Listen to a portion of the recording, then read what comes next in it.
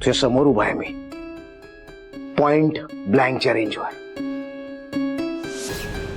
Come on, fire कर. खरी घन ही गोळी सुटली तर मला लागेल. नको बापा, मी बाहेरच थांबते त्याच्यापेक्षा. तू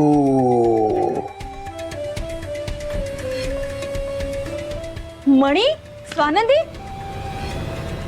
तुम्ही यावेळी इथे?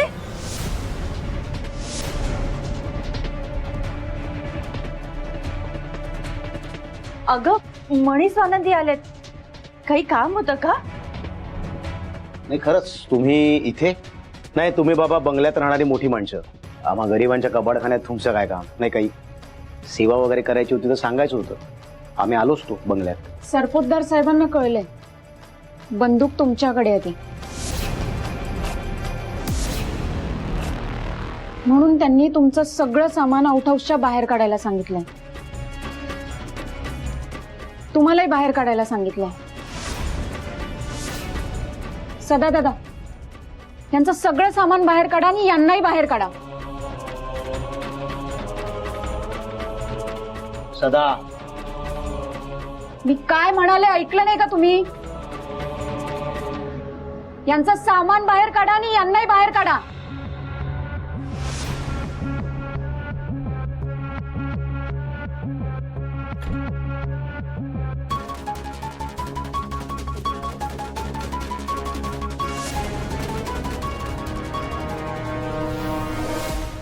अहो वकील साहेब, खासदार आहोत आम्ही, खासदार सरपोतदार.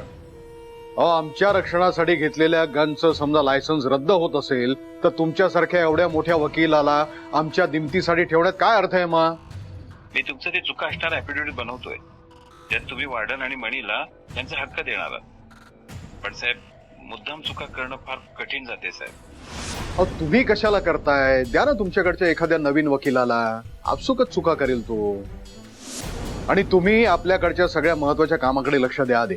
आणि मला एक सांगा की समजा मणी आणि वॉर्डनला त्यांचा हक्क द्यायचा असता तर मग त्या दिवशीच दिला असता ना.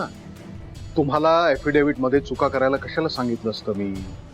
अहो, तुम्ही एवढे मोठे वकील, तुमच्या लक्षात कसं येत नाही की प्रत्येक गोष्टीत राजकारण असतं.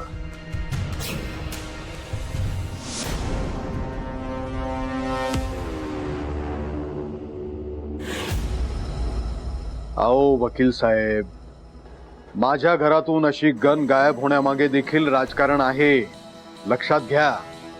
आता ठेवा फोन. ऐकलंच ना मी काय म्हणालो ते? मला लोकांच्या गोष्टी चोरून ऐकायची सवय नाही. काही काम होतं का? मी तुम्हाला हे विचारायला आले की घरात गन ठेवण्याची गरज नसताना तुम्ही का घरात गन ठेवलीये? आणि तुम्हाला चांगलं माहितीये की मी गनला हात लावणार नाही. हो, मला माहितीये. माहितीये ना, मग का गप्प बसलात? ती शालिनी सगळ्यांसमोर मला वाटेल ते बोलत होती, तुम्हाला माझी बाजू घेता नाही आली? नीलम, शांत हो जरा. हे बघ, मला माहितीये, मला खात्री आहे की तू गनला हात लावणार नाहीस. पण शालिनीच्या बोलण्यामध्ये देखील तथ्य आहे ना. हे बघ, ह्या लॉकरच्या फक्त 2 किल्ले आहेत. एक माझ्याकडे, एक तुझ्याकडे आहे. आता त्यातनं समजा गन गायब झाली तर मग एकतर तू जबाबदार आहेस किंवा मी जबाबदार आहे. आता मला सांग की माझ्याच घरातल्या लॉकर मधून मी माझीच गन गायब कशी काय करू? मग बोट कोणाकडे वळेल? बोट खऱ्याकडे वळलं पाहिजे ना. पण सत्य जे दिसतं तसं नाहीये. लॉकरची किल्ली तुमच्याकडे आहे आणि माझ्याकडे आहे, पण लॉकर मधनं गन गायब करणाऱ्याचे हात तिसऱ्या व्यक्तीचे असू शकतात ना. नक्की काय म्हणायचंय तुला? तुमची गन आउट हाऊस मध्ये सापडली आहे. काय? आउट हाऊस मध्ये गन? म्हणजे? चला ठीक आहे, दाखव मला. स्वानंदी, तू सांगितल्याप्रमाणे गन तुला आउट हाऊस मध्ये सापडली हे मी सरपोतदारांना सांगितलं तर खरं, पण ती जर खरंच सापडली नाही तर सगळा ब्लेम आपल्यावर येणार. हे सदा, थांब. आमच्या सामानाला हात लावायची हिंमत कशी झाली तुझी? सुजित, कोऑपरेट कर. साहेबांची ऑर्डर आहे. सदा तुझं काम करेल.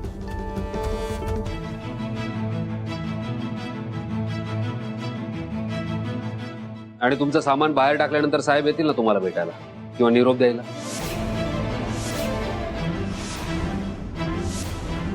सदा ते ज्वेलरीचे बॉक्स टाक बॅग मध्ये. साहेब ज्वेलरी? हो, टाका ती ज्वेलरी बॅग मध्ये. कसं आहे ना दादा, नुसता दागिना भारी असून चालत नाही. तो दागिना ज्या व्यक्तीच्या अंगावर घातला जातो ती व्यक्ती सुद्धा मुळात भारी असावी लागते. पण ही संचिता मुळात माणूस म्हणूनच इतकी फालतू आहे की हिच्या अंगावर कोणताही दागिना घातला ना तरी त्याला किंमत गंजलेल्या लोखंडाचीच मिळेल. खरं तर हिची लायकी नाही आहे या घरात राहायची. आणि त्यात त्या बेजबाबदार सुजित सरांची साथ हिला मिळाली. आणि ही मुजोर संचिता आणखीनच मुजोर झाली. चक्क सून झाली सरपोतदारांची. हे कर्तृत्व शून्य सुजित सर यांनी हिला साथ दिली. या शालिनी मॅडमने सुद्धा फूस लावली हिला. आणि मग काय, हिने मला आणि मणी सरांना त्रास द्यायला सुरुवात केली.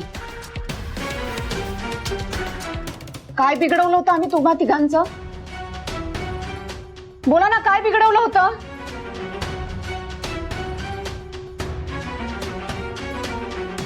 तुम्ही तिघांनी नको नको ते प्रयत्न केलेत आम्हाला त्रास द्यायला. आम्हाला घराबाहेर काढण्याचे सगळे प्रयत्न तुम्ही तिघांनी केले. पण म्हणतात ना, देवाच्या काठीला आवाज नसतो. आम्हाला घराबाहेर काढणारे आज स्वतः देशोधडीला लागलेत. आम्हाला आउट हाऊस मध्ये ठेवणार होतात ना तुम्ही? तर बघा स्वतःकडे, तुम्ही स्वतः या आउट हाऊस मध्ये राहताय. खरं तर तुमची लायकी हीच आहे, कारण सरपोतदारांचा खरा राजकीय वारसदार मणी सर आहेत, त्यांचा थोरला मुलगा.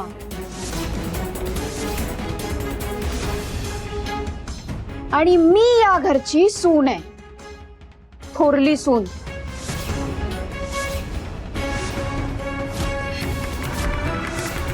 त्यामुळे या घरचं